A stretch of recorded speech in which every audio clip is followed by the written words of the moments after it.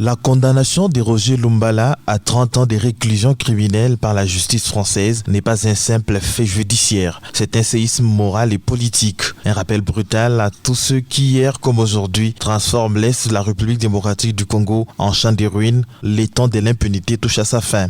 Pendant trop longtemps, les crimes commis en RDC ont été relégués au rang des dégâts collatéraux d'une guerre sans fin, des villages rayés de la carte, des civils exécutés, des femmes violées, des enfants enrôlés des forces et en face, des chefs de guerre persuadés qu'un exil confortable ou une protection politique suffirait à effacer leur forfait. Le verdict contre Roger Lumbala vient balayer cette illusion dangereuse. Les faits jugés à Paris remontent aux années 2002-2003, l'une des périodes les plus sanglantes de l'histoire récente du pays. Plus de 20 ans après, la justice a parlé. Elle a rappelé une vérité simple mais fondamentale. Les crimes contre l'humanité n'ont ni frontières ni délai de prescription. Où que vous soyez, qui que vous soyez, le sang des innocents finit toujours par vous rattraper. Ce jugement est aussi une leçon pour les présents. L'Est de la RDC continue de brûler sous les regards parfois indifférents de la communauté internationale, mais aussi sous la responsabilité directe de ceux qui choisissent la violence comme méthode politique. À ces acteurs armés, la condamnation de Lumbala adresse un message limpide. Chaque crime est une preuve,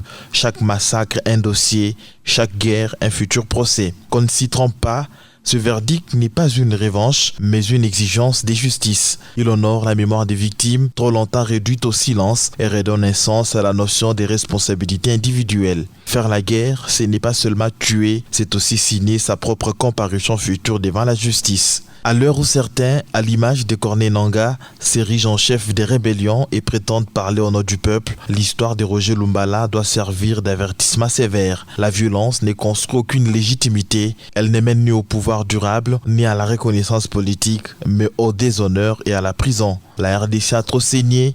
Le pays n'a plus besoin des seigneurs des guerres, mais des bâtisseurs de paix. La condamnation de Roger Lumbala n'effacera pas les souffrances du passé, mais elle trace une ligne rouge claire. Désormais, la justice avance, lentement peut-être, mais inexorablement. Que ceux qui tiennent encore les armes méditent cette leçon, l'histoire a changé des camps.